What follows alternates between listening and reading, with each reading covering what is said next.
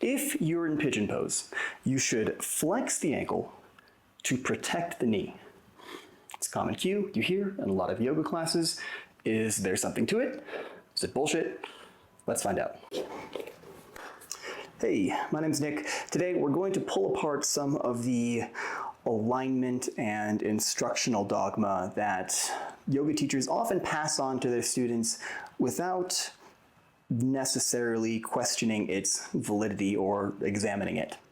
Specifically, we're going to be looking at flexing the ankle in Ekapada Raja Kapotasana, one-footed royal pigeon pose. Does flexing the ankle do anything for the knee joint? We'll look at some of the anatomy. We'll look at what effect ankle flexion actually has on mobility in Ekapada Raja Kapotasana, and we'll look at a couple of alternatives, perhaps more effective for protecting the knee joint. But before we do, if you like this breakdown and examination of yoga dogma, don't forget to like and subscribe. Let me know in the comments what you think, and maybe give me some recommendations for other yoga isms you'd like to see pulled apart and examined a little bit more carefully. Right, let's dive in.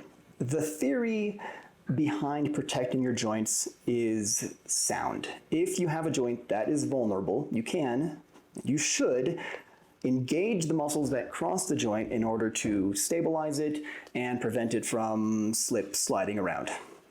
That's all good. The problem is that the muscle responsible for dorsiflexion of the ankle, for pulling your toes up, the tibialis anterior, doesn't cross the knee. It inserts at the bottom of the foot and at the top of the tibia, so at no point does flexing the ankle do anything to stabilize the knee, at least not directly. So, busted? Flexing the ankle doesn't engage any muscles that cross the knee, so it can't possibly protect the knee? Not so fast.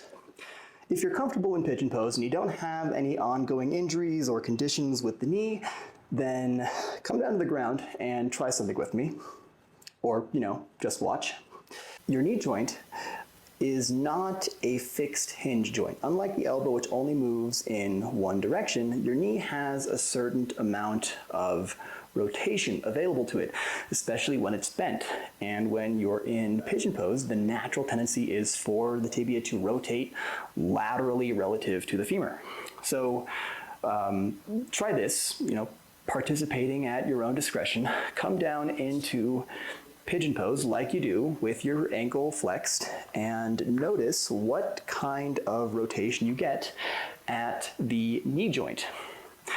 You get some, depending on your knees and your hips, you're going to get some, but you'll notice you're not going to be able to keep going into lateral rotation. You have a hard block created by the edge of the foot. You can't continue to roll your shin bone into lateral rotation because you've got this physical barrier. Try this. Point the toes. Notice that you probably get a lot more lateral rotation. You have more availability to rotate at the knee joint when you don't have that physical barrier, the outside of the foot, preventing further rotation. So, could it be that flexing the ankle is intended to prevent lateral rotation at the tibia?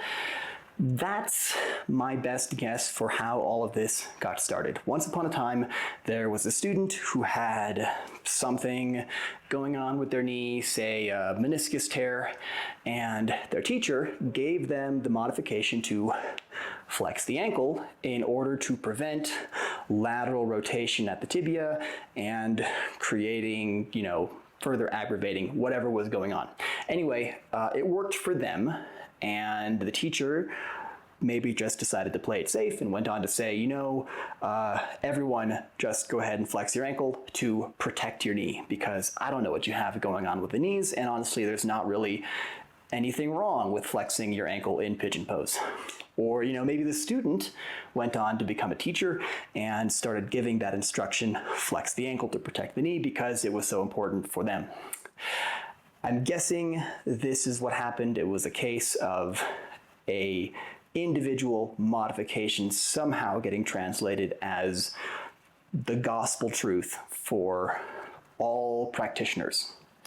But if you have healthy knees, you really don't need to worry about it. In fact, there are a lot of poses, other yoga poses, that actually require you to have tibial rotation, to have lateral rotation relative to the femur.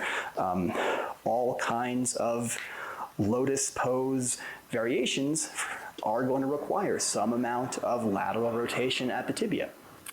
Janu Sirsasana 3, rotating it a lot to get the toes down. A lot of lateral rotation at the tibia to get that to work. So, where does that leave us? If you're a teacher and you want to give your students a cue that will actually protect the knee, then while in pigeon pose, tell them to scissor their thighs together. Not only are you going to engage the hamstrings, which do cross the knee, but you're going to engage the hamstrings in a stretched position, which will actually increase their flexibility. So, 2 birds with 1 stone.